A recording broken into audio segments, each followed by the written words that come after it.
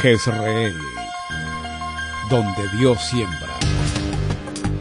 Nuestro propósito es compartir las verdades de la palabra de Dios, que han demostrado ser vigentes y relevantes para transformar las vidas de todos aquellos que ponen su confianza en Cristo Jesús.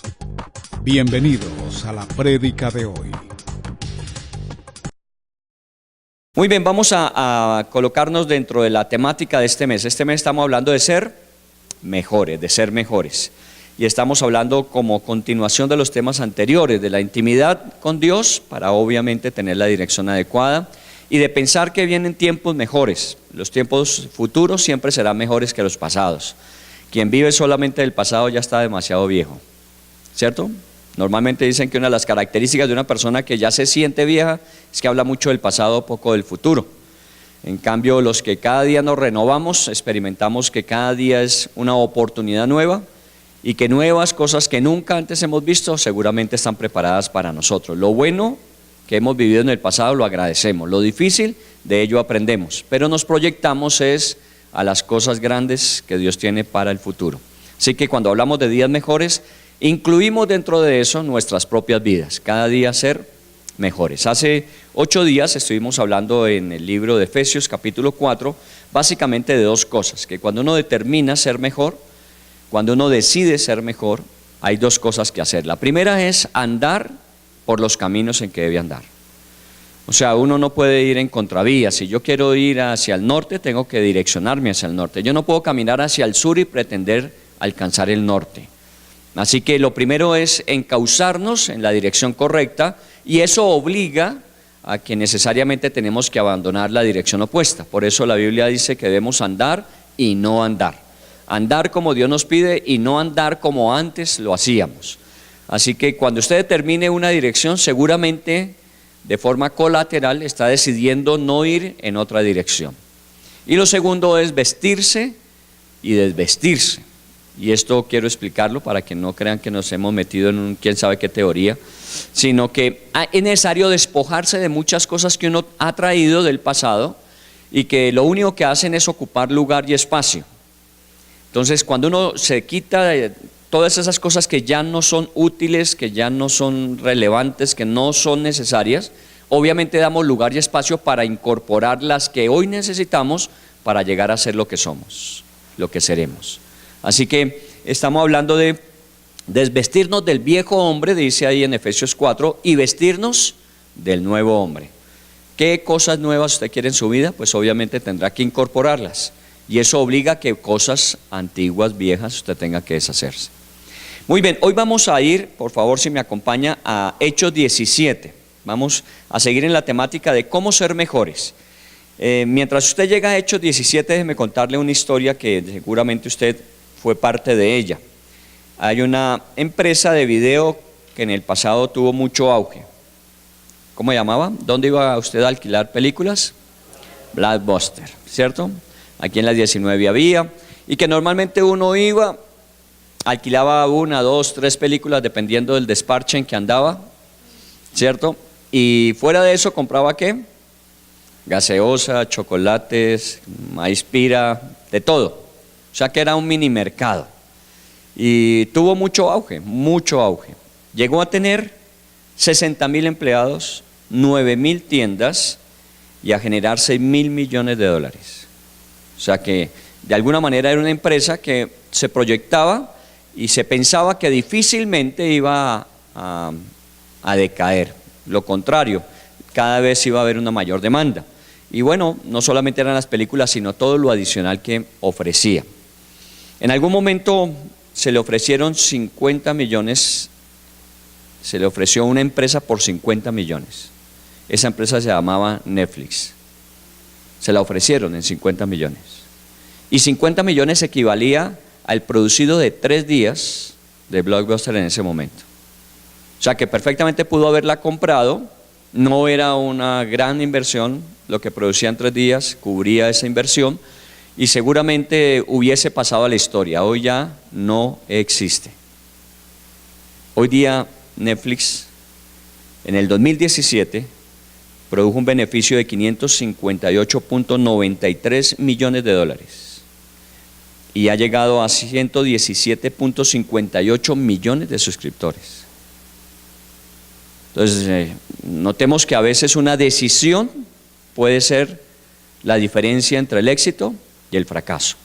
Y una decisión que mira hacia el futuro, porque no estamos hablando simplemente de levantarnos y decidir qué nos ponemos en el día, qué vamos a desayunar en la mañana, qué vamos a almorzar en la tarde. Estamos hablando de decisiones que tienen que ver con futuro.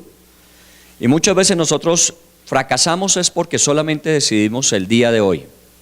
Nos hemos quedado de pronto en el versículo que dice cada día tiene su propio afán, entonces no nos afanamos sino por lo de hoy. Pero la Biblia dice que el hombre sabio piensa su camino. Y eso quiere decir que uno tiene que caminar cada día responsablemente, pero mirando la dirección en la que me estoy encauzando. Yo tengo que tomar decisiones a la luz de los propósitos. Y si estoy hablando de ser mejor, tener días mejores, obviamente yo tengo que pensar en cuáles son las decisiones que me va a generar esa oportunidad. Muy bien, de eso se trata en este mes, de pensar en ser mejores, pero no solamente orar. Yo pienso que a veces la espiritualidad sin un compromiso se vuelve misticismo peligroso. A veces la gente muy espiritual, pero que no tiene niveles de compromiso, se vuelve mística. Y la mística lo desconecta de la realidad. Tenemos que ser personas espirituales, con compromisos específicos para hacer y ser mejores. Y bueno, que Dios nos ayude en ese sentido. Esta es una de muchas historias. No sé si usted tenga inversiones en la bolsa, tanto en la bolsa colombiana, en la bolsa internacional. ¿Alguno tiene? Si quiere levante la mano, no le vamos a echar la diana encima. No tenemos. Entonces no nos preocupa de nada lo que suceda en la bolsa. Si sube, baja, es lo de menos, ¿cierto? Pero si usted revisa bien, usted es una persona que sí tiene acciones. Todos los días usted realiza acciones. Y las acciones de hoy en el futuro valdrán mucho más o mucho menos. Y estamos hablando de las decisiones que tomamos. Sus acciones hoy día van a tener un gran valor en el futuro o van a representar una gran pérdida en el futuro. Las decisiones de Blockbuster fueron nefastas. Su acción bajó en el mercado hasta que desapareció. Y nosotros nos damos cuenta de eso. Nosotros a veces actuamos, tenemos acciones diarias, pero no nos damos cuenta de la repercusión en el futuro que tienen nuestras acciones. Por eso muchos jóvenes frustran su proyecto de vida. ¿Por qué? Porque hacen una mala inversión.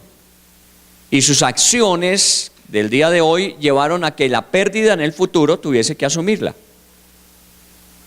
Lo mismo sucede con las empresas, lo mismo sucede con los proyectos familiares. En todas las áreas de la vida esto se aplica. Así que cuando le pregunten la próxima vez si usted tiene acciones en la bolsa, usted tiene acciones en la bolsa de la vida. Y esa es demasiado importante para tomarle la carrera. Usted puede ser una persona tremendamente rica debido a sus acciones y cómo las invierte hacia el futuro. O puede acarrear para usted y para otros sufrimiento, dolor y escasez, dependiendo de las decisiones que tome hoy. Por eso cuando hablamos de este tema, estamos hablando de pensar muy bien en lo que estamos haciendo, porque de eso vamos a vivir. La Biblia dice que el hombre cosecha todo lo que siembra. Nadie va a cosechar lo que no ha sembrado. Ni nadie puede esperar que si siembra una cosa coseche otra diferente. Lo que nosotros sembramos, eso cosechamos. Así que sus acciones de hoy van a estar representadas en utilidad o en pérdida mañana, sus acciones de hoy. Revisemos eso a la luz de Hechos 17. Si usted ya se ubicó en Hechos 17, es un pasaje que más o menos en el tiempo, estamos hablando del año 52, 53, más o menos, de esta nuestra era, después de Cristo.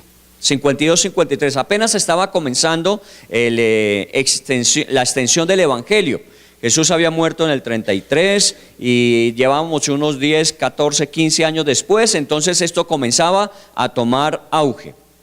Esa es más o menos la época específica y representa uno de los itinerarios del segundo viaje misionero de Pablo. Pablo tuvo 3 viajes misioneros, este es el segundo viaje misionero de Pablo.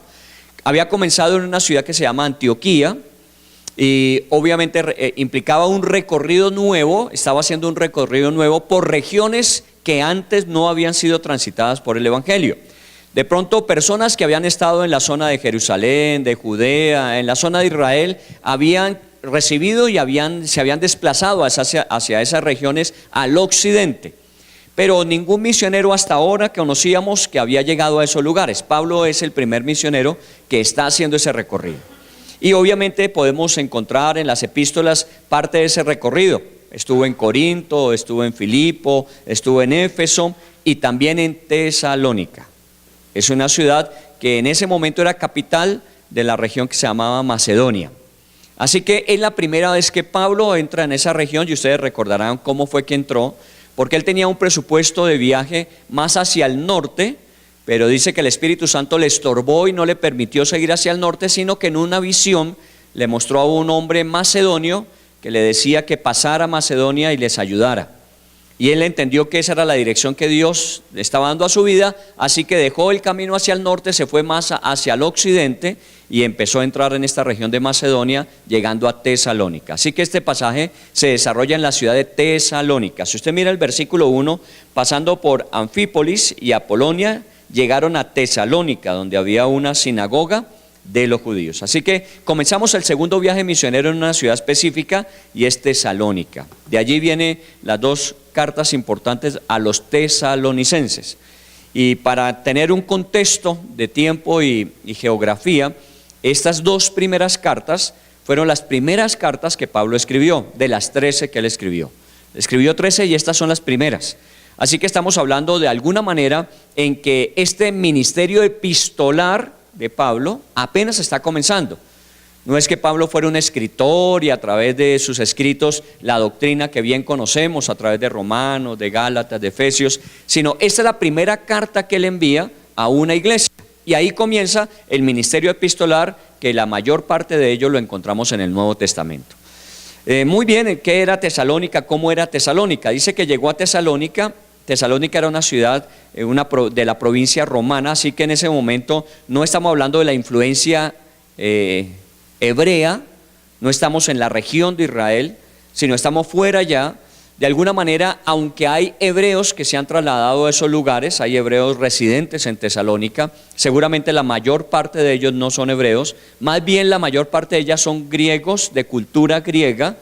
Y obviamente Pablo, usted sabe que fue llamado más a ese tipo de audiencia que a la audiencia hebrea. Así que Pablo, obviamente obedeciendo a su llamado, hoy había en dirección, Pablo sabe que ese es su norte y tiene que dirigirse hacia él, empieza a tomar acciones. Y cuando llega a ese lugar dice que fue a la sinagoga, versículo 2, y Pablo, como acostumbraba, fue a ellos y por 3 días de reposo discutió con ellos, declarando y exponiendo por medio de las Escrituras que era necesario que el Cristo padeciese y resucitase de los muertos y que Jesús, a quien yo os anuncio, decía él, es el Cristo. Entonces, al primer lugar donde Pablo va estratégicamente es a una sinagoga. Él es judío, obviamente donde se desarrolla toda esta historia de la redención a través de Cristo Jesús es Israel.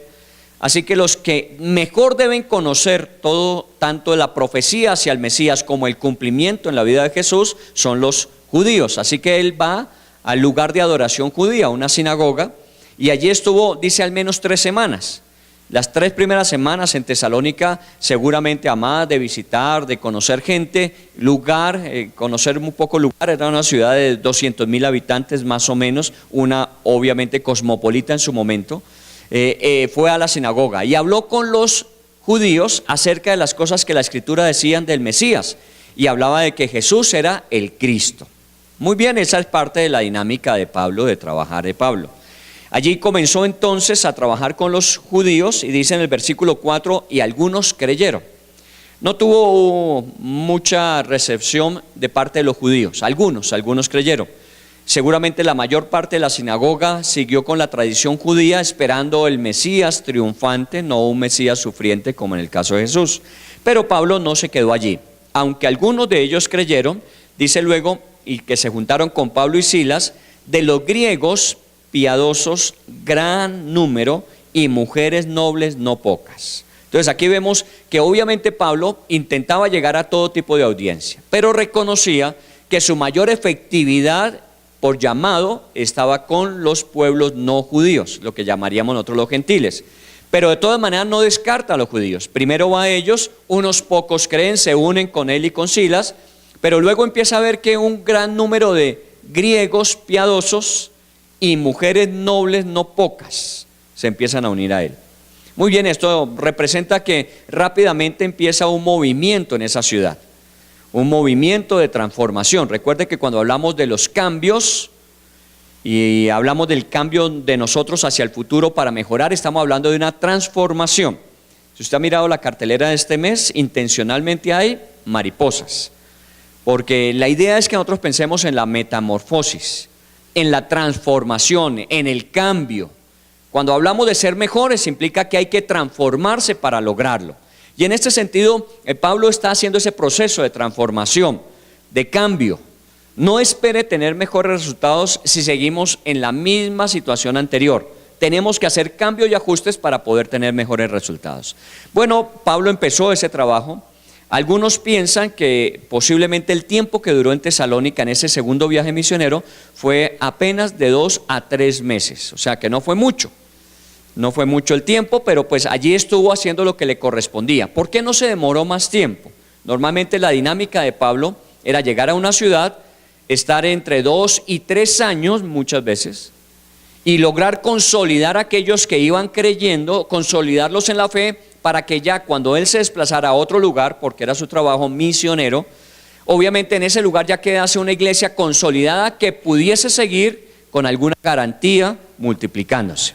Por eso es raro que en Tesalónica no pase más de 3 meses, es muy raro y seguramente no era el plan inicial. ¿Por qué? Versículo 5, dice, entonces los judíos que no creían, recuerda al resto de la sinagoga que no se unió a Pablo, tenía celos, tomaron consigo algunos ociosos, hombres malos, y juntando una turba alborotaron la ciudad y asaltaron la casa de Jasón. Procuraban sacarlos al pueblo, pero no hallándolos trajeron a Jasón. Entonces, ¿por qué no se demoró más? Si la intención de Pablo siempre era lograr consolidar una masa crítica que permitiese tener garantía de futuro, ¿por qué tiene que desplazarse tan rápidamente? Aquí está la razón. Hubo una fuerte oposición y persecución por parte de los judíos que no creían y pensaban que Pablo pues seguía siendo una amenaza para su tradición religiosa, como muchas veces sucede. Cuando nosotros pensamos que algo nos amenaza, preferimos destruirlo en lugar de estudiarlo. Y esa es de las cosas que nosotros a veces erramos en la vida. Porque las amenazas se pueden convertir en una muy buena oportunidad. Las dificultades son propias de la vida y son las dificultades las que nos ayudan a encontrar nuevas posibilidades. Pero nosotros preferimos en la vida estar quitando las dificultades y los problemas y tener una vida tranquila, cómoda, una vida sin tropiezo. Y eso no existe. La vida trae desafíos y esos vienen a veces envueltos en características de problema. Y aquí estamos encontrando a Pablo con problemas y con dificultades. Y efectivamente eso hace que todo tiene un sentido mayor. Porque como alguien decía, ¿no? Si están ladrando los perros es porque estamos caminando. ¿Recuerda? Eso lo decía el Quijote cuando Sancho Panza le preguntó, ¿y por qué ladran los perros? Porque estamos caminando. Si no camináramos, si no hiciéramos presencia, no ladrarían. Entonces no se preocupe cuando haya crítica, oposición, comentarios, porque normalmente vendrán si usted camina. Si usted no hace nada, seguramente nadie hablará de usted. Entonces no nos preocupemos, aunque algunos habían creído, algunos se habían unido, griegos, judíos, mujeres nobles, también había gente que se oponía, pero mire la clase de gente que se oponía. Ociosos, hombres malos, turba, manipulada intencionalmente por otros. Miren que nuestras manifestaciones muchas veces tienen ese toque, ese tinte. Algunos son actores intelectuales de todo este tipo de manifestaciones y usan gente desocupada, mala, para generar caos y generar problemas. No estoy generando aquí una cátedra política, pero es una realidad. El que no tiene claro hacia dónde va fácilmente es manipulado por cualquier interés, así no sea el que uno quisiera tener. Y hay mucha gente que está involucrada en cosas que no debiera, pero como no tiene nada más que hacer, inmediatamente lo reclutan con causas que a veces no son nobles. En este caso, un poco de gente desocupada, ociosa, mala y encausada equivocadamente, pues generó toda una persecución. Aún al pobre Jasón, que seguramente era donde se estaba alojando Pablo con Silas y con Timoteo, lo llevaron preso porque no encontraron a Pablo y a Timoteo y a Silas. Entonces se llevaron al que había. Y dice en el versículo 9 que la única forma de soltar a Jasón y con los que habían sido tomados presos fue pagando fianza. O sea que la cosa tuvo su costo, su precio. Como todo en esta vida no hay nada gratuito, no hay almuerzo gratuito en ninguna parte. Cuando a usted le digan que es demasiado barato, póngale pilas. Todo tiene un precio, todo tiene un valor, y dependiendo de lo que usted quiera, usted tiene que pagar un precio por ello. Aquí hay un precio alto, una fianza, una persecución, perder la libertad. Hay un precio que tiene que pagarse, pero cuando uno sabe que lo que uno está haciendo vale la pena, uno paga el precio. Cuando usted quiere resultados y le toca madrugar más y esforzarse más y estudiar más y renunciar a muchas cosas, pues obviamente usted sabe que eso es un precio a pagar. Pero ¿qué lo motiva? ¿Qué lo anima? ¿Qué lo mantiene en el rumbo? Saber que los dividendos de esas acciones van a subir, ¿o no? Cuando usted hace eso, usted está pensando en acciones. Y que esas acciones en el futuro puedan estar bien categorizadas y obviamente generando una gran rentabilidad para usted. Y eso es lo que aquí estamos viendo. Hay problemas y hay dificultades. Sobre todo porque miren en el versículo 6, intencionalmente dejé de leer algo que está escrito allí. Dice, estos que trastornan el mundo entero también han venido acá. Y esa es una parte importante. Porque la turba y todos estos ociosos y malos y manipulados vinieron a hacer es irse contra alguien que estaba transformando el mundo de su época. Estaba leyendo la historia de un hombre en África, de Zimbabue, que hace unos 30 años posiblemente, vio que en África, completa África, el 75% de las personas no tenían celular. 75%. O sea, apenas un mínimo, una cuarta parte de la población en África tenía celular. Y obviamente él pensó que podía hacer algo con respecto a eso, que era una buena oportunidad. Así piensa un buen vendedor. Cuando dice aquí hay 75 personas que no usan celular, dirían vámonos a vender a otra parte porque aquí no están interesados. Pero él pensó todo lo contrario. 75% es un buen mercado para cubrir. Y empezó a pensar no solamente en cubrir con respecto a su propio negocio que iba a proyectar, sino cómo poder conectar el continente. Y él, siendo cristiano, pensó en cómo poder, a través de esa tecnología, esa comunicación, llevar beneficio a las naciones, educación, las posibilidades de salud, tantas cosas, y entre ellas el evangelio. Así que este hombre tenía un norte claro, vio una oportunidad, pero desafortunadamente hizo una mala comunicación inicial, porque cuando comenzó a pensar en esta posibilidad, se reunió con un grupo de personas y le dijo, mire, yo quiero conectar a todo África. Yo quiero hacer que todo África esté conectado y eso nos va a representar un gran valor. Y cuando dice que la gente le escuchó, se rió de él. Hace 30 años hablar de conectar un continente como África era una locura. Y entonces él entendió, no que el plan no fuera a funcionar, no que la idea no fuera buena, sino que la comunicación no fue la más adecuada. Entonces replanteó el negocio y la forma de comunicarlo fue sencilla. Quiero comunicar a Zimbabue con Sudáfrica. Solamente. O sea, no me voy a preocupar de los demás países de África. Solamente quiero conectar a Zimbabue con su vecino que se llama Sudáfrica. Entonces, que los dos por lo menos estén conectados. Y comenzó en esa tarea. Fundó su propia empresa de telecomunicaciones y empezó a trabajar en ello y efectivamente logró conectar estas dos naciones. Pero cuando estas dos naciones empezaron a conectarse, la otra nación dijo, ¿y por qué nosotros no? Y la otra, y la otra, y la otra, y empezaron a conectarse todas las naciones. Hoy, después de 30 años, él tiene el 75% del mercado de comunicaciones en África. Eso es lo que uno debería pensar. Eso implica las acciones que con el tiempo van a tener una alta calificación. Pero a veces, cuando comienza, no pareciera ser ese el destino. Y por eso muchos desisten, cuando tienen buenas ideas y empiezan a trabajarlas, pero se levanta la oposición y se levantan los comentarios y vienen algunas dificultades. Es mejor desistir y dejar las cosas como están. Pero los que trastornan el mundo no hacen eso. Y cuando estamos hablando de mejores tiempos, de cosas mejores que vendrán a través de mejores personas, seguramente el futuro nos va a mostrar un mundo muy diferente al que conocemos hoy. Si usted quiere, vaya instruyéndose.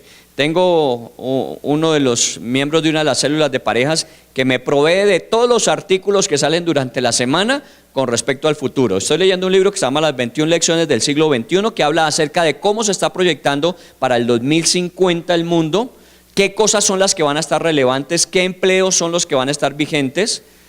Pero él se ha encargado de proveerme todas las semanas de artículos, y si quiere le muestro la carpeta de los artículos escritos de lo que se está diciendo acerca del año 2030-2050. Y ahí está encauzándose todo hacia el futuro. El mundo que usted conoce hoy no será el mundo del 2050. Pero hay que trastornar el mundo, y algunos lo están haciendo. Biotecnología, genética embrionaria, tecnología. Hay muchos que están enfocados en eso. Y la verdad es que la mayoría de nosotros estamos a la saga, ¿no? A ver qué es lo nuevo que nos están ofreciendo. No, nosotros tenemos que ser partícipes. Por lo menos Pablo lo era. Cuando llegó a ese lugar dijeron: es que estos que trastornan el mundo, estos son los que están haciendo que el mundo sea diferente. Obviamente en esa época demoraban más los cambios. Hoy día son más acelerados. Hoy día son más rápidos. En poco tiempo usted ya estará desactualizado si usted no está en el cambio permanente. Por eso los que trastornan el mundo, ¿está usted trastornando el mundo? Al menos su mundo está trastornándolo. ¿O usted es la misma persona de hace 1 año, 2 años, 5 años atrás? Si es así, usted es más bien de los ociosos, malos, que son manipulables. Qué pena, pero alguien tenía que decírselo. Y a veces nosotros nos quedamos ahí. Yo soy una buena persona, yo soy un buen empleado, yo soy un buen empleador, yo soy un buen estudiante, yo soy un buen papá, yo soy una buena mamá. Como ustedes muchos.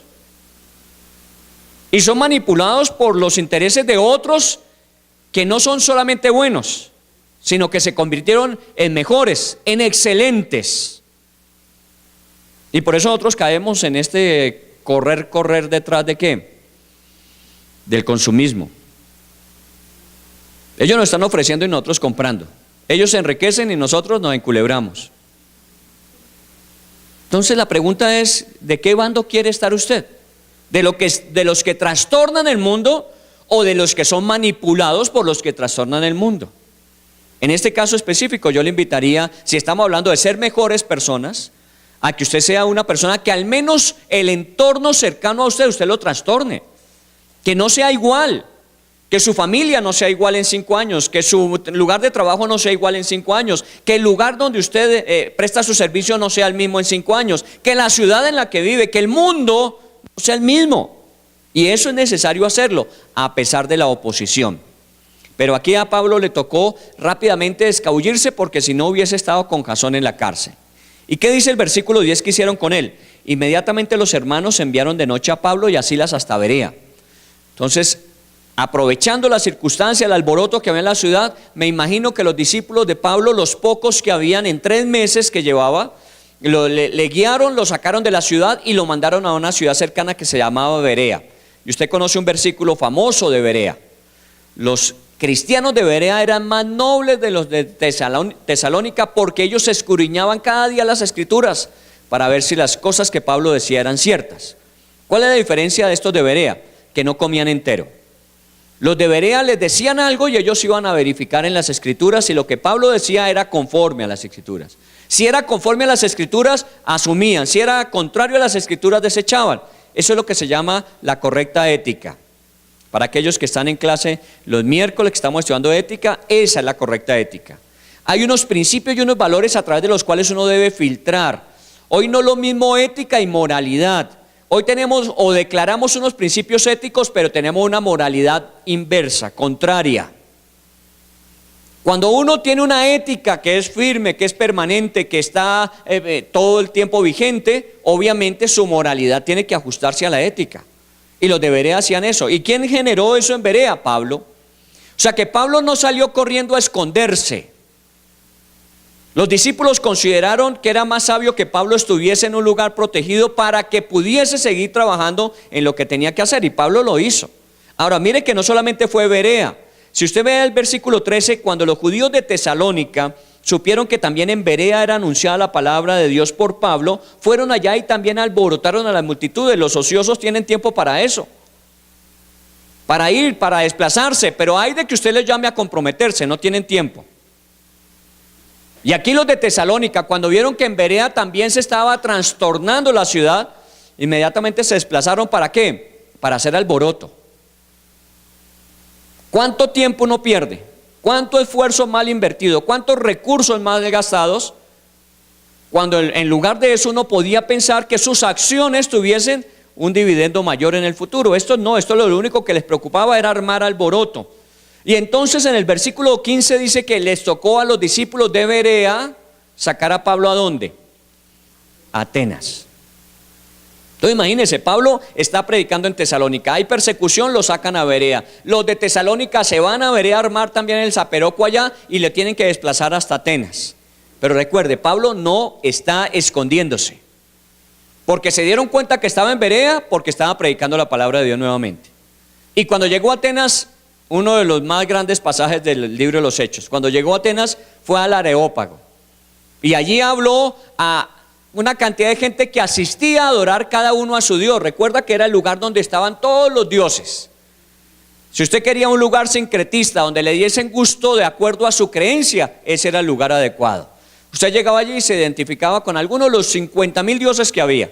Entre ellos, por si faltaba, había un dios no conocido. O sea que si usted no encontraba uno que se ajustara, usted podía ir a orar a ese y se lo imaginaba como a usted le pareciera. Entonces Pablo, aprovechando eso, dijo: miren, de este Dios es que yo vengo a anunciarles, del Dios que ustedes no conocen. Y comienza una de las más fuertes predicaciones de Pablo en Atenas. Pero mire la mentalidad de Pablo. Pablo no es un hombre que ante la oposición y la dificultad simplemente huye y se esconde. No, tenemos que seguir avanzando y tenemos que seguir caminando. Y a donde quiera que vayamos, la idea tiene que seguir revolucionando y transformando. Y eso es lo que pasa. No se achicopale, no se asuste. No se esconda ante las dificultades, enfréntelas. Son propias, son necesarias en el cambio. Y cuando pretendemos ser mejores tenemos que enfrentarnos a eso. Y Pablo estaba en pleno auge del ministerio. Recuerde, año 55. Apenas estaba el ministerio creciendo, más o menos en esa misma época se estaban empezando a escribir los evangelios. O sea, que no tenemos como en el caso nuestro los evangelios escritos y entonces las palabras frescas de Jesús y lo que él dijo y lo que él enseñó. Pero Pablo simplemente estaba direccionado por el Espíritu Santo y aunque no tenía referentes tan propios y adecuados como nosotros los tenemos, él tenía un claro norte que Dios le había marcado cuando lo llamó. Usted y yo no tenemos excusa. Porque Dios nos ha hablado al corazón, pero también a través de su palabra, que es la palabra profética más segura, que hacemos bien en estar atentos como una antorcha que alumbra en lugar oscuro. Así que no hay excusa. Si usted quiere vivir despistado o despistada en esta vida, puede hacerlo. Es su decisión, son sus acciones, pero no espere que esas califiquen en el mercado de propósito de vida. Usted tiene que tener claro que lo que está haciendo hoy va a representar beneficio, y Pablo lo estaba haciendo. Solo que cuando sale de Tesalónica, 2-3 meses máximo, él empieza a pensar que no fue suficiente tiempo. Normalmente gastaba 2 o 3 años para consolidar un ministerio, para que ese ministerio tuviese la fuerza suficiente de poder sostenerse en el tiempo, aún en medio de adversidad. Pero no lo pudo hacer, solamente 3 meses. La pregunta es, ¿fueron suficientes 3 meses? Y eso era lo que a Pablo le preocupaba en el corazón. Usted me dice, ¿cómo sabe eso? Pues no soy contemporáneo con él, pero a Dios gracias tenemos la Biblia. Y la Biblia nos ayuda a ver y entender el contexto de las cosas para poder entender el significado de lo que está escrito. Por favor, de Hechos 17, desplácese a Primera de Tesalonicenses, al capítulo 3, primera de Tesalonicenses. Mire que es la carta escrita por Pablo a la iglesia de Tesalónica. Capítulo 3 de primera de Tesalonicenses. Es la carta que Pablo escribió. Y miremos por qué escribió esa carta. En el capítulo 3 de Tesalonicenses, si ya la encontró, después de Gálatas, Efesios, Filipenses, Colosenses y Tesalonicenses, ¿cierto? ¿Ya llegó? En el versículo 1 dice: por lo cual, no pudiendo soportarlo más, acordamos quedarnos solos en Atenas y enviamos a Timoteo, nuestro hermano servidor de Dios y colaborador nuestro en el Evangelio, para confirmaros y exhortaros respecto a vuestra fe. Mire lo que dice ahí: no pudiendo soportarlo más. Posiblemente ya había pasado más de un año. Y Pablo, en ese transcurrir de esos meses, aunque había tenido éxito en Berea, aunque había tenido éxito en Atenas, aunque la palabra de Dios seguía extendiéndose, el mundo seguía transformándose, a él le quedó la preocupación de que la iglesia de Tesalonicenses no había tenido suficiente tiempo para consolidar, ¿qué? La fe. Mire, de las acciones que más se van a valorizar en el futuro son las acciones de fe. ¿Sabe por qué se lo digo? Porque Jesús dijo, haciendo una pregunta: ¿será que cuando regrese hallaré fe en la tierra? ¿Qué es lo que hoy día estamos considerando un buen negocio para el futuro desde el punto de vista ecológico? El agua. Vaya y mire usted todos los proyectos que hay con respecto al agua, porque consideramos que de alguna forma va a estar escaseándose y el que la tenga en el futuro va a tener el control. Entonces, invertir en ese tipo de proyectos es una buena inversión. Esas acciones se van a valorizar. Pero Jesús nunca habló del agua. Jesús habló fue de la fe. ¿Hallaré fe? O sea que la fe va a escasear al punto de quien la tenga tendrá el poder. Porque para el que cree, todo le es posible. Y nosotros a veces las acciones de fe las consideramos de no inversión. Usted prefiere invertir en otras cosas en la vida.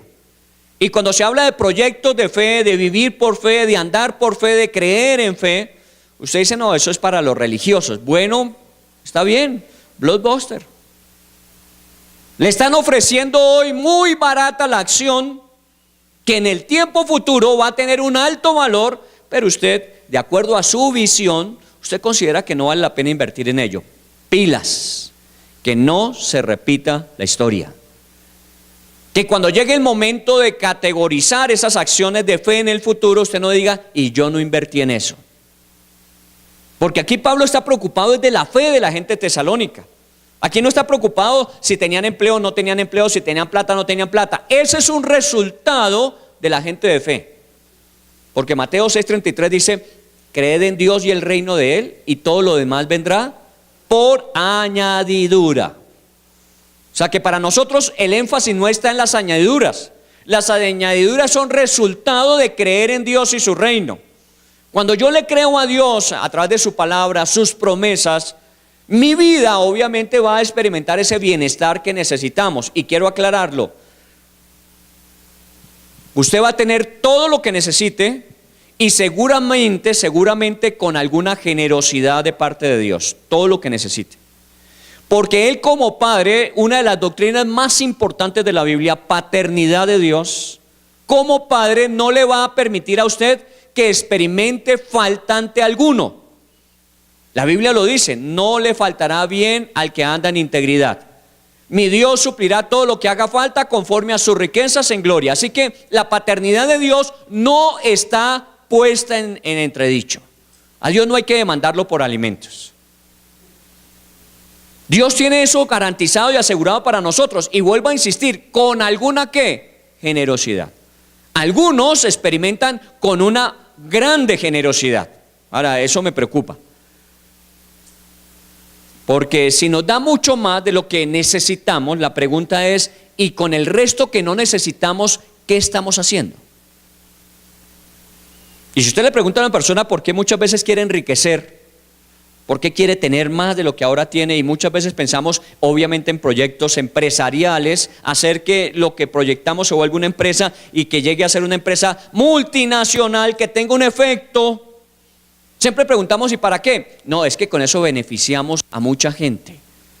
Mire, eso declarado está bien, pero la acción de vida cada día es esa. Porque muchas veces declaramos que es beneficiar a la gente, pero no pagamos los salarios adecuados. No pagamos el bienestar social que el gobierno exige. No pagamos los impuestos que debemos pagar. Empezamos a tener una gran cantidad de cosas que no reflejan lo que hemos dicho. No, que una cantidad de gente se beneficie, perdón. De pronto el único que se está beneficiando es usted a costa de una cantidad de gente. Y Dios le ha dado más que suficiente, necesario y abundante, para que usted efectivamente se vuelva de bendición a otros y comience por los propios, y comience por los clientes, y siga con los proveedores, y siga hasta trastornar el mundo. Ojalá que Dios le dé a usted esa capacidad. Y si la tiene, desarróllela, porque por algo se la entregó el Señor a usted y no a otro. Pero tenemos que tener claro que eso es importante, pero nunca más importante que la fe. Porque a usted el día que la fe le falte, todo lo que ha hecho y construido puede empezar a tambalearle. Y eso es lo que le pasa a la gente. Cuando empieza a haber dificultades y problemas y cuando empieza a haber amenazas, empieza a tambalear porque no tiene un piso firme y sólido. ¿Cuál es el piso firme y sólido nuestro? La fe. Yo sé que a esto me llamó Dios, yo sé que esto me encomendó Dios, yo sé que esto me pide que haga Dios. Esto es lo que yo tengo que estar haciendo en la vida. Eso le genera a usted seguridad. La gente a veces no se da cuenta que lo primero que ofrece Dios en la vida de una persona es seguridad.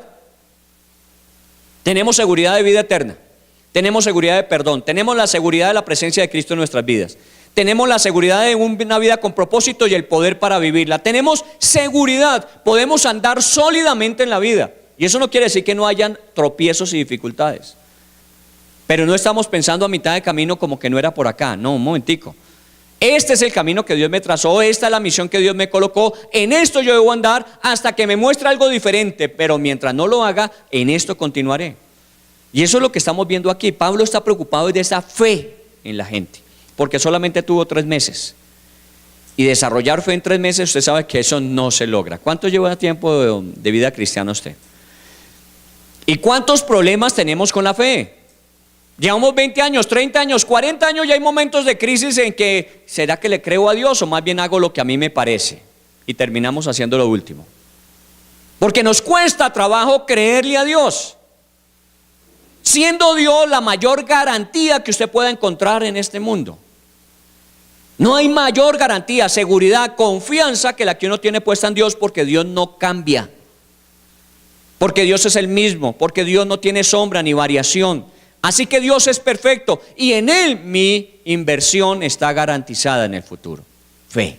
Entonces Pablo dice, preferí quedarme solo en Atenas. Oiga bien, ya está en Atenas y seguramente está Timoteo y está Silas y están otros con él. Y dice, preferí quedarme solo en Atenas para poder enviar a este grupo de personas que volvieran a Tesalónica, a dirección de la carta, para que revisaran cómo está la fe de ellos. Porque me preocupa es la fe. Si tienen fe no hay problema. Si han perdido la fe están en serios problemas. Luego en el versículo 4 dice, porque también estando con vosotros os predecíamos que íbamos a pasar tribulaciones, como ha acontecido y sabéis. Pablo no fue un engañador. Pablo fue un consciente diciéndole, mire, vamos a tener problemas. Y normalmente por donde hemos pasado siempre ha habido oposición. Y siempre me han dado 3 veces una palera que casi me mata. ¿Recuerda el testimonio de Pablo? Me han apaleado 3 veces y casi me matan. He naufragado 3 veces. Me han metido a la cárcel muchas veces. Y Pablo le habló de las dificultades. Pablo no era un hombre que decía, no, es que yo nací en una cuna de oro y morí en un ataúd de oro. Olvídese. La vida no ha sido fácil, pero aquí estamos. Hemos sobrevivido y lo que no nos mata nos fortalece. Así que sigamos adelante. Y él le dice, yo se los dije desde el principio, yo se los advertí. Si usted quiere una iglesia que le hablen de prosperidad, no es esta. Si usted quiere una iglesia que le hablen de bienestar y de que usted no tiene que hacer nada y todo será una obligatoriedad de parte de Dios para usted, no es esta.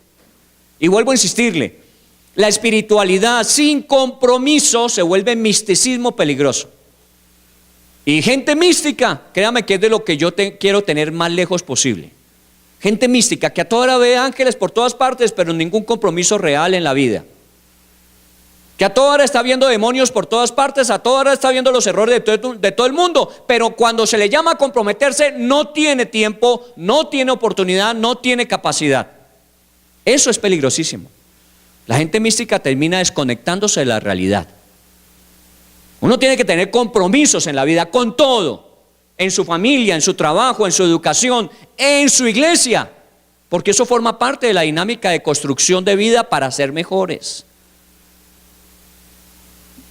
Muy bien, entonces dice que él les había advertido en el versículo 5, por lo cual también yo, no pudiendo soportar más, vuelve a repetir lo mismo del versículo 1, estaba tan preocupado que no pude aguantar más, envié para informarme de vuestra fe, no sea que os hubiese tentado el tentador y que nuestro trabajo resultase en vano. ¿Qué está diciendo Pablo ahí? Estoy revisando la inversión de mi acción, ¿o no? Yo invertí en ustedes durante 3 meses, estoy revisando ¿cuánto ha generado de utilidad mi acción? Porque de pronto llegó el tentador, que está categorizado en la parábola del sembrador, en el 75% de oposición, ¿recuerda? Junto al camino, piedras y zarza. 75% de los terrenos donde cayó la semilla no produjeron. Solamente la que cayó en buena tierra, un 25%. Imagínese, usted invertiría en un negocio donde le garantizan solamente el 25% de probabilidad. No, usted calcularía mínimo el 50%. Bueno, que uno se la juegue 50 y 50, que si invierto, al menos la recuperación del capital invertido, por lo menos. Pero si puedo yo garantizar un negocio de 75 o de 100% o más por ciento, ahí invierto. Pues entonces la vida cristiana no es para invertir en usted. Porque la vida cristiana dice que la productividad viene en el 25% de las posibilidades. Y Pablo estaba pensando en eso, en el 25%. Siendo tan corto, hay que manejar ese margen. Porque muchos partieron, como este hombre hace 25 años en África, diciendo, mire, es posible hacerlo. Y la gente le dijo, usted está loco. Pero él partió con el 25% y empezó a producir. Y hoy su negocio es multinacional. No solamente es África, es en todo el mundo que está presente su tecnología. Pero partió con lo mínimo. ¿Pero qué era lo que tenía? Fe. La fe, la inversión que con el tiempo llega a ser la más costosa de todas. Y entonces revisa a ver si no fue en vano su trabajo. Y resulta que le dieron resultado. Mire lo que dice el versículo 6. Pero cuando Timoteo volvió de vosotros a nosotros y nos dio buenas noticias de vuestra fe. Eso es lo que Pablo estaba esperando. Su gran angustia estaba, esos 3 meses invertidos, ¿produjeron o no produjeron resultado? La vida de fe de esta gente ¿se consolidó o no se consolidó? Y cuando Pablo envió a Timoteo, Timoteo va y regresa, le dice Pablo, esa inversión, esa platica no se perdió. Esa plática está generando dividendos, no solamente en la fe, sino que también en el amor. Y sabe que Pablo lo recuerdan con cariño a usted, porque usted invirtió en ellos. Ellos se consideran parte de su ganancia en la vida. Mire dónde está la ganancia de la fe: en la gente, no en las cosas. Nosotros a veces decimos ser ricos porque tenemos propiedades, bienes, porque tenemos escrituras que aseguran. Pero ¿sabe cuál es la mayor rentabilidad en la vida? ¿Qué dice la gente de usted? ¿Cuántos pueden decir que sus vidas son mejores porque usted invirtió en ellos? ¿Y sabe qué? Esa inversión se va a multiplicar en el tiempo en otras personas. Mire, comience desde un aspecto que nos es muy cercano a todos nosotros: los hijos. ¿Cuánto le costó a usted levantar sus hijos? ¿Cuánto le está costando? ¿Cuánto le va a costar el que viene en camino a Juan Jacobo? ¿Cuánto le va a costar? ¿Cuánto vale tener un hijo? ¿Cuánto vale educar un hijo? ¿Cuánto vale levantar un hijo? Pero ¿con qué expectativa lo hacemos? ¿Cuál es la motivación cuando nosotros pensamos en un hijo? No, me estorbó mi proyecto de vida, me va a generar recursos, me va a generar gastos que van a agotar mis recursos, no me va a dar posibilidad de hacer lo que yo quiero. Pues sí, piensen usted entonces, quédese solo, tranquilo, no hay problema. Y cuando usted se muera estará solo. Pero piensen en invertir. Y la mejor forma de invertir es en gente. ¿Y qué mejor gente que sus hijos? Porque esa acción se multiplica en ellos, y cuando sus hijos tengan hijos, y cuando los hijos de los hijos tengan hijos, hasta la quinta generación, 300 años, ¿cuánto valdrá su acción de hoy? Si lo hemos hecho bien. Si no fue un accidente circunstancial y entonces tocó asumirlo y bueno, y que lo más pronto posible echado de la casa. No, perdóneme. Pablo está diciendo, mire, valió la pena. ¿Sabe por qué? Porque hay gente que está aceptando y que está muy agradecida con usted. ¿Cuánta gente bendice a Dios por su vida? ¿O cuánta gente le maldice a usted delante de Dios? Aquellos que hemos robado, aquellos que de alguna manera les hemos engañado en los negocios, aquellos de los que hemos sacado provecho, aquellos que, ¿qué dirán de nosotros delante de Dios? Y Dios oye. Dios oye todo. No solamente oye lo que nos conviene, Dios escucha todo. Entonces qué bueno que haya gente que diga, de él, no, de él, Señor, tengo los mejores informes. De esa persona tengo los mejores recuerdos. De esa persona estoy muy agradecida. ¿Qué dice Dios? Muy bien. Como tú no puedes recompensarle, yo le voy a recompensar por ti. ¿Pierde? ¿Quién dijo que uno pierde? Jamás vamos a perder. Si la inversión de fe en gente, efectivamente lo hemos hecho, en el tiempo seremos los más ricos, los más millonarios, los más satisfechos en la vida. Porque no se trata de bienes, se trata de realización, de sentido, de propósito en la vida. De eso se trata al final. Porque usted el día que se muera se sentirá satisfecho de haber vivido, o estará preocupado de qué van a hacer los demás con lo que usted tanto trabajó y luchó.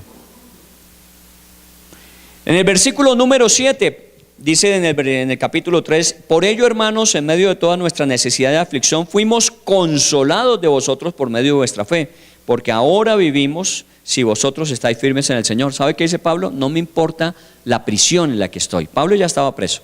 No me importa la prisión en la que estoy. Con tal de que ustedes estén bien, yo me siento contento. Pregúntele a un papá que al final de pronto de su vida llega a tener lo básico y fundamental.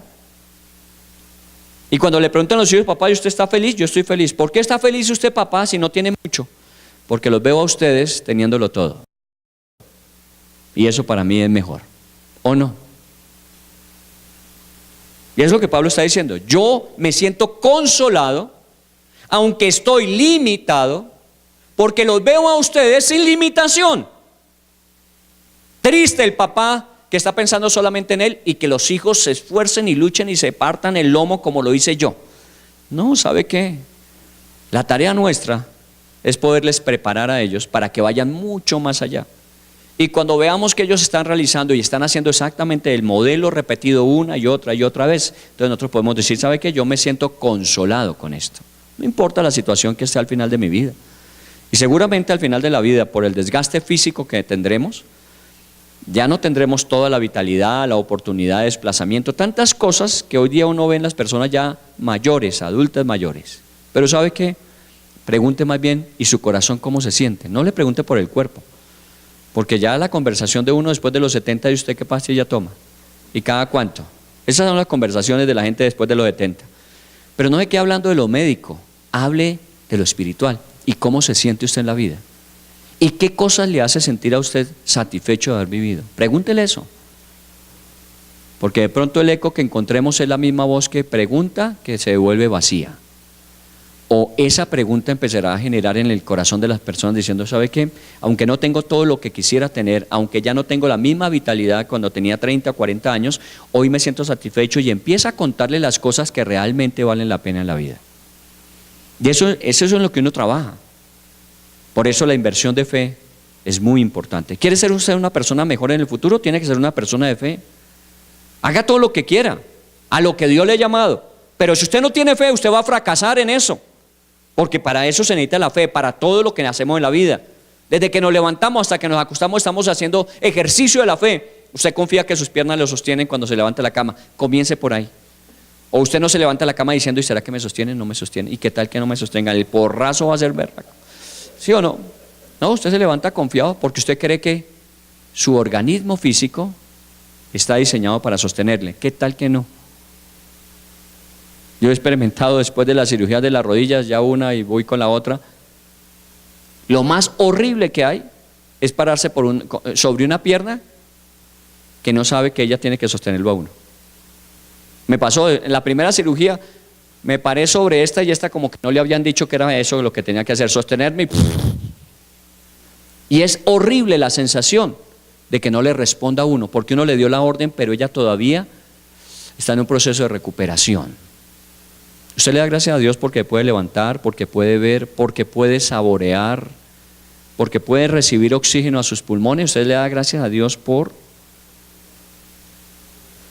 ¿O está lamentándose por lo que no tiene y desperdiciando todo lo que sí hay a su favor? En el versículo número 9 dice: por lo cual, ¿qué acción de gracias podremos dar a Dios por vosotros?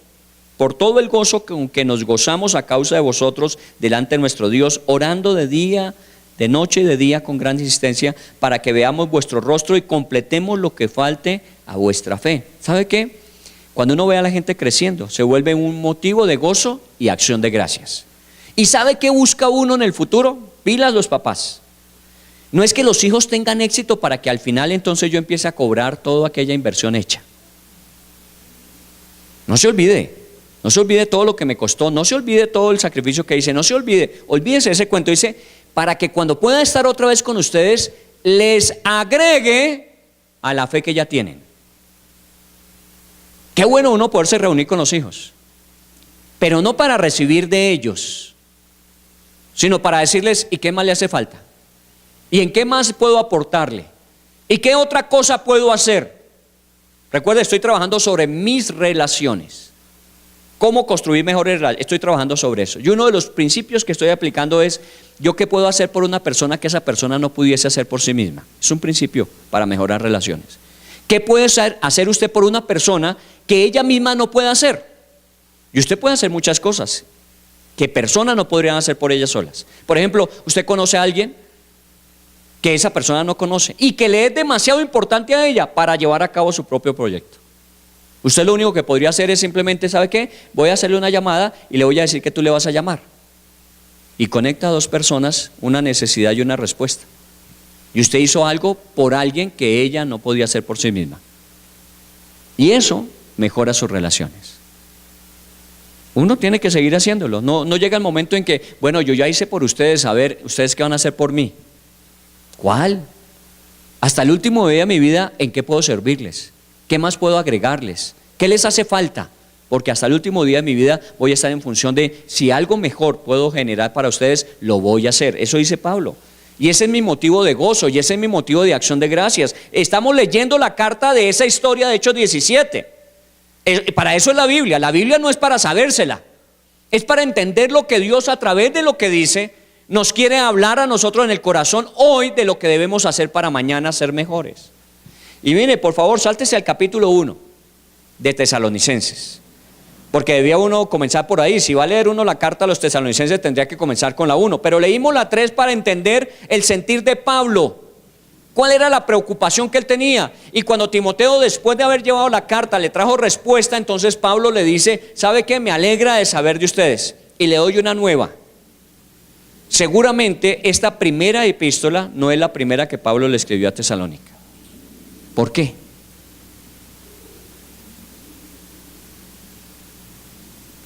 Porque cuando vino Timoteo en el capítulo 3 y le contó acerca de lo que estaba pasando, seguramente en el viaje de Timoteo le había mandado una carta.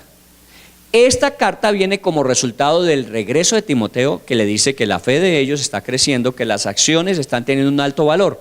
O sea que posiblemente hubo una carta que no la encontramos. Pero bueno, no nos preocupemos por las que no tenemos. Con las que tenemos, ya estamos obligados, porque el que sabe hacer lo bueno y no lo hace, le es contado por pecado. ¿Para qué quiere saber más? Si le van a exigir más. Y si usted no va a dar la talla de lo mucho que le han dado, le va a ser contado por pecado, por negligencia. Así que lo que tenemos, con eso nos valemos. Y Pablo en el capítulo 1, mire que dice en el versículo 1, Pablo, Silvano, Timoteo a la iglesia de Tesalónica. En el capítulo 1, versículo 2 dice, dando siempre gracias a Dios por todos vosotros. ¿Cuántos padres dan gracias a Dios por sus hijos? ¿Cuántos padres no más bien están llenos de dolor, de angustia, de aflicción por sus hijos? Los hijos son fuente de preocupación o fuente de gozo, una de dos. Pero Pablo, sus hijos en la fe, su inversión de fe, siempre le produce acción de gracias. Qué bueno que uno cuando piensa en los hijos diga, Señor, gracias por mis hijos. Y bueno, créame que a veces es necesario exponerse a la realidad de lo que sucede socialmente, que a veces no le ha tocado a usted en su vida personal, familiar, para que usted se vuelva agradecido, agradecida. Cuando fuimos al hospital, la fundación, ver ese niño de menos de 1 año con traqueotomía y cáncer fuera de eso. Menos de 1 año. Créame que uno ese día tiene que decir, Señor, gracias por mis hijos. Porque bien que mal, son sanos. Pero qué bueno que no solamente sea salud, sino aprovechamiento, responsabilidad, carácter, multiplicación de beneficio social. ¿Cuántas cosas en la vida de los hijos? Que uno cada vez que piensa en ellos, le doy gracias a Dios por cada uno de ellos. ¿Sus hijos son fuente de preocupación o fuente de gozo? Esa es una buena pregunta para hacerle a la gente. Y cuando digan, no, mis hijos me tienen preocupado, bueno, yo le tengo el remedio para eso, ¿o no? Yo sí le puedo decir a una persona, yo le tengo remedio para eso. ¿Sabe cuál es el remedio para cuando a uno lo preocupan los hijos? Se llama rodillas. Hay que arrodillarse y decirle a Dios, Dios, me quedó grande esto, pero a ti no. Y empezar a orar por los hijos.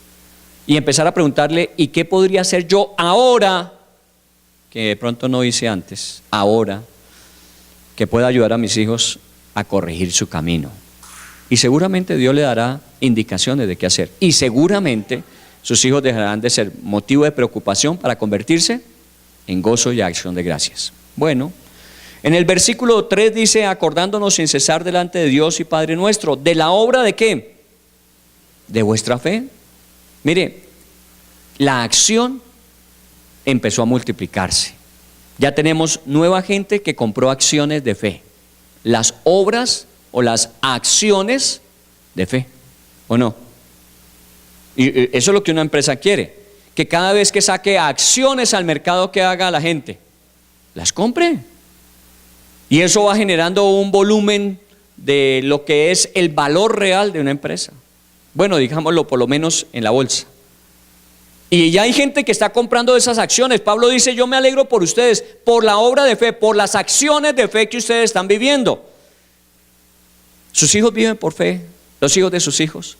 Sus vecinos viven por fe, sus compañeros de trabajo, sus compañeros de estudio, sus familias viven por fe, porque han visto que usted ha vivido por fe y esa acción está en el mercado muy bien cotizada.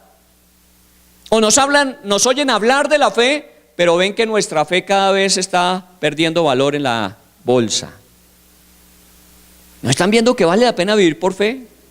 Y que nos preguntan, ¿y yo cómo puedo invertir en ese negocio? Pues claro, hay que decirles, confiando en Dios.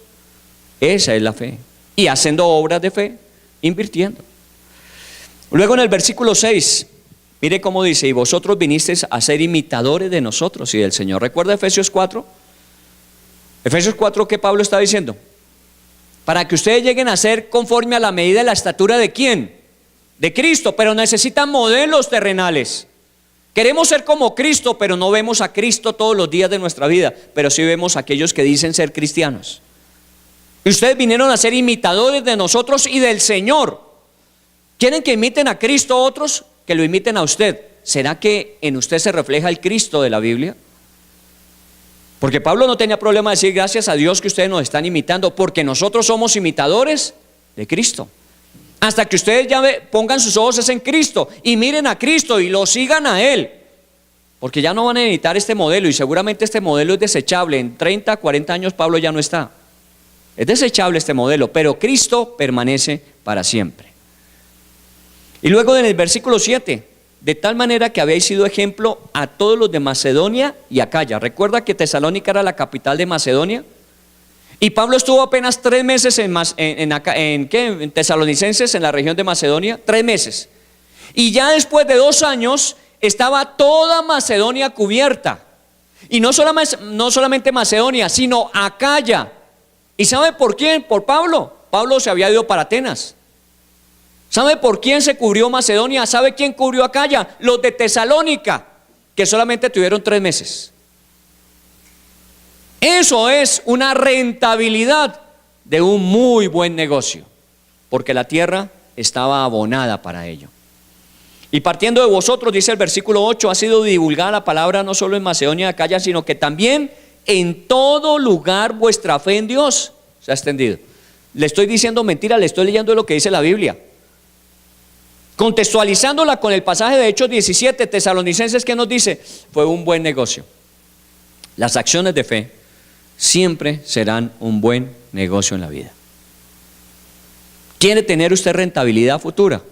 Invierta en acciones de fe. Viva por fe. No fe ciega. No cierre los ojos y láncese a ver qué resulta. Conozca a Dios. Conozca sus propósitos. Alíñese de acuerdo a sus responsabilidades con Él e invierta en fe. Y seguramente usted será una persona que en el futuro va a estar mucho mejor de lo que es hoy. Mucho mejor. Y en eso se trata. Este es nuestro tema de este mes. Llegar a ser mejores de lo que somos. Primer paso, Juan 3, reciba a Cristo en su corazón, nazca de nuevo. Segundo paso, deje el camino que está caminando y empieza a caminar el que debe caminar. Desvístase de lo que tiene que desvestirse y vuelva a vestirse de lo que tiene que estar vestido. Y ahora invierta en acciones de fe, que son las que rentabilidad en el futuro va a representar. Vamos a orar, vamos a darle gracias a Dios.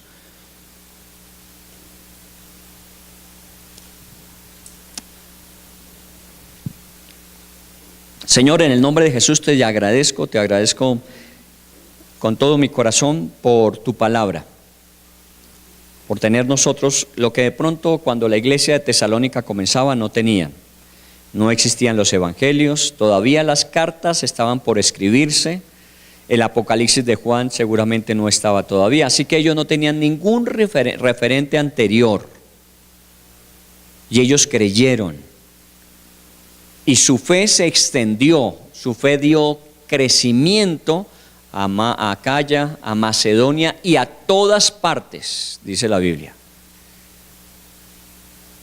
Nosotros tenemos tu palabra, tenemos la estructura de capacitación, de enseñanza en ella. Llevamos años de experiencia de caminar contigo. Tenemos testimonios propios y de otros que nos dicen que sí es cierto, pero preferimos invertir tiempo, esfuerzo, recursos en muchos otros negocios diferentes a los de la fe. Siempre estamos ocupados en los asuntos de fe. No tenemos tiempo para ellos. Ellos pueden esperar porque mis asuntos personales, académicos, laborales, económicos, de sueños, de anhelos, son los que priman. Pensando que eso es lo que nos va a sostener al futuro. Y se nos olvida que tu palabra dice que lo que va a escasear en el futuro va a ser la fe. Y quien tenga fe, quien logre desarrollar la fe, seguramente va a ser la persona más poderosa en el tiempo futuro, porque para el que cree, todo le será posible. El que no tiene esa capacidad de creer, que no ha desarrollado su fe, seguramente todo lo va a ver como imposible, todo lo va a ver como difícil, todo lo va a ver como no es posible.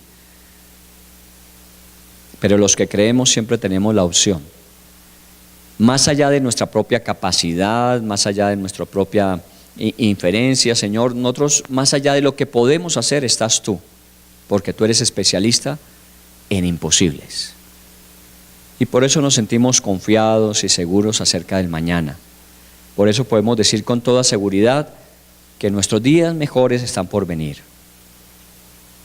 Y nos estamos preparando para eso, y la mejor preparación dentro de muchas cosas necesarias, la mejor de todas, es ser hombres y mujeres de fe. Y esto tiene que ver solamente contigo y tu palabra, porque la fe viene por el oír tu palabra. La fe que realmente en el mundo cuenta es la fe de aquel que no cambia, no se muda. Tú eres el mismo de ayer, de hoy, de siempre. En ti no hay mancha, en ti no hay variación, en ti no hay oscuridad. El único en el que confiadamente podemos depositar nuestra fe es en ti. Todo lo demás pasará, cielo y tierra y todo lo que en ellos hay, pero tú permaneces para siempre. Así que permítenos considerar, evaluar y hacer ajustes en nuestras vidas. Tu palabra, Señor, es suficiente. No necesitamos traer adicionalmente otros estudios y estadísticas. Solamente traemos los modelos repetitivos que hay en la sociedad para decir, nos damos cuenta. Perdió Blockbuster un buen negocio con Netflix porque no pensó en el futuro. Pensó solamente en que estaba bien en el presente. Pero las cosas pueden cambiar mañana. Y si no hacemos buenas decisiones en inversiones presentes, el mañana cuando cambie nos traerá dolor de cabeza. Habremos desaparecido del mercado. Pero tú nos adviertes acerca del mañana, tú nos hablas del mañana. Tú nos dices lo que es, lo que será. Por eso si alguien tiene la ventaja en este mundo de inversión, somos nosotros los que creemos. Y no podemos darnos el lujo de ir detrás de. En el nombre de Jesús, yo te pido, Dios, enséñanos y permítanos entenderlo, para que así mismo también podamos efectivamente vivirlo.